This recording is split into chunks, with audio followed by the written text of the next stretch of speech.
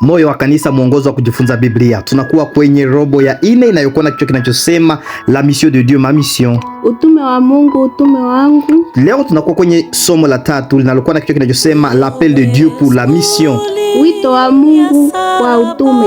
Verset clé, acte 1:8. Mais vous recevrez une puissance, le Saint-Esprit survenant sur vous, et vous serez mes témoins à Jérusalem, dans toute la Judée, dans la Samarie et jusqu'aux extrémités de la terre. Matendo ya Mitume 1:8. Lakini mtapokea nguvu akisha wajilia juu yenu Roho Mtakatifu, nanyi mtakuwa mashahidi wangu katika Yerusalemu na katika Uyahudi wote na Samaria na hata mwisho wa nchi.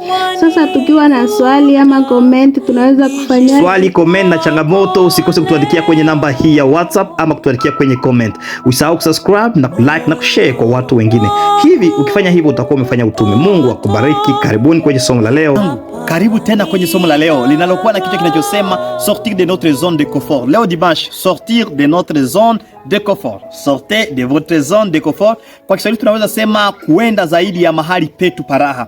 Kutoka mahali ambapo tunafurahia sana, kuondoka. Hivi ili kuwafikia wengine, Mungu anakusudia sisi tuondoke na kuenda zaidi ya mahali petu paraha. Mahali ambapo tumefurahia, tumezaliwa, tumefurahia pale, anapenda tuondoke na kutoka pale. Shauku ya kubaki tu mahali ambapo tunataka kunaweza kutuletea kiburi, inaweza kutuletea ubinafsi na uovu hata. Lakini Mungu anatuita tuondoke mahali tulipo, mahali ambapo tumefurahia kwa ajili ya kwenda mahali fulani. Soma Mwanzo sura yake ni ya 14. Mwanzo sura yake ni ya 11 tafadhali. Mwanzo sura yake ni ya 11 mstari wa kwanza hadi wa 4. Pale tutapata kisa kia watu fulani. Wale watu ambao walikuwa wamepona kwenye gharika, kwenye mvua ambao tutaita mvua ya Nuhu, waliokolewa wale watu kwa siku chache. Ndipo sasa tukaona kwenye Mwanzo sura yake ni ya 11 mstari wa kwanza hadi ule ni wa 4. Nisome mstari tu wa 4 unasema nini kwenye Mwanzo sura yake ni ya 11 mstari wa 4. Wanasema, wakasema, njooni na tujijengee mji na mnara ambao kilele chake kitafika mbinguni, na tujifanyie jina, tusije tukatawanyika juu ya uso wa dunia yote. Hiyo ni Mwanzo 11:4. Ukisoma kwenye Mwanzo sura yake ni ya Mwanzo sura ya 9 mstari wa kwanza, utaona pale ya kwamba amri ya Mungu ilikuwa wazi, ikasema mjaze nchi. Wakati walikombolewa kutoka kwenye safina, Mungu akawaambia mwende mujaze nchi. Lakini wao kwenye Mwanzo 11:4 wanasema sisi hatutajaza nchi, tunabaki mahali hapa, ni hapa ndipo tumefurahia. Kwenye hii Mwanzo sura ya 11 mstari wa kwanza hadi wa 4, ukisoma pale kwa makini, utaona nini ilikuwa shabaha ya wale watu kukusanyika mahali fulani na kutoenda mbali. Ilikuwa nini lengo lao? Walikuwa na haja ya kufanya nini? Na kwa nini Mungu alizuia mpango wao? Yale maswali matatu yanajibiwa kwenye Mwanzo 11:1 hadi 4. Walikuwa nasukumiwa na nini kwa ajili ya kutoenda mahali fulani? Walikuwa na haja ya kufanya nini? Na kwa nini Mungu hakuwaruhusu? Hawa watu hawakutaka kumtii Mungu kwa kujieneza juu ya dunia.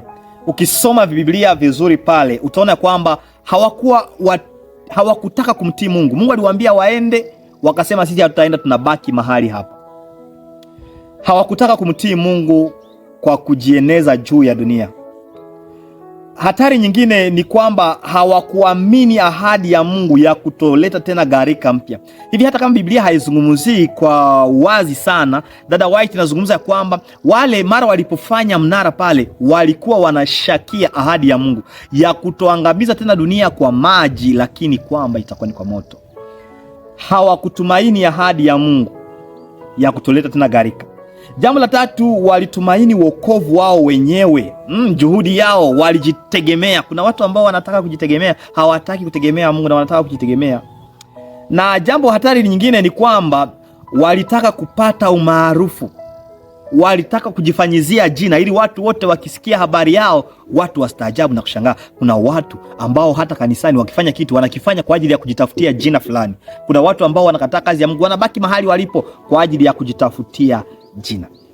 Lakini wale watu waliunganishwa katika kusudi lao, na walikuwa wameenda eneo lao, walikuwa wameunda na wamejifanyizia eneo lao la faraja, la kuwapatia raha, na mahali ambapo walijisikia vizuri. Walikuwa wamejiundia pale Kababeli, ambapo walikuwa wamejikuta vizuri wakikaa pale. Kuna watu ambao hawataki kuenda. Mungu anawaambia enendeni, muende fanya watu wa mitume. Wanabaki mahali walipo. Wale watu wakawa wasiotii, wasioamini, wenye kujitosheleza na wenye kiburi. Kiburi kawajaza kwa sababu hawakutaka kufuata maneno ya Mungu. Ndugu yangu, ni hatari sana kuwa kama watu hawa. Mungu anakuambia nenda, na wewe unakusudia kutaka mahali pale ulipokuwa. Kuna hata wachungaji wa moja ukimwambia nenda hubiri mahali fulani, anasema nilikuwa nimezoea hapa vizuri. Ukimwambia taenda, ananuna, anavumbana. Hivyo wewe pia mahali ulipo, mtazamaji, Yesu amekuita, amekufanya kuwa mwanafunzi wake. Anakuita pia kuenda kufanya wengine wanafunzi. Hivi je, unaenda?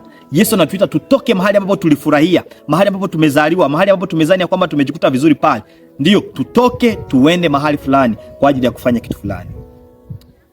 Asante Yesu Kristo, kwa sababu umetuita kutoka mahali petu paraha, mahali ambapo tumezania kwamba ndipo pazuri kwetu.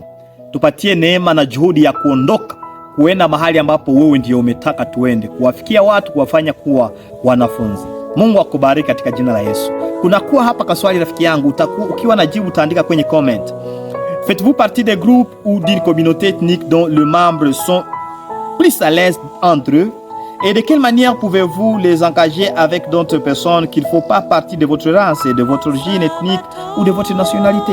Nasema, je, unakuwa miongoni mwa kundi ambalo linajihisi vizuri mara wanapokuwa peke yao kati yao? Na kama ndio, unaweza kufanya nini ili waweze kuondoka pale na wafikie wengine ambao ni wa rangi ya tofauti na yao, kabila tofauti na la? Utafanyaje? Andika kwenye comment. Mungu akubariki.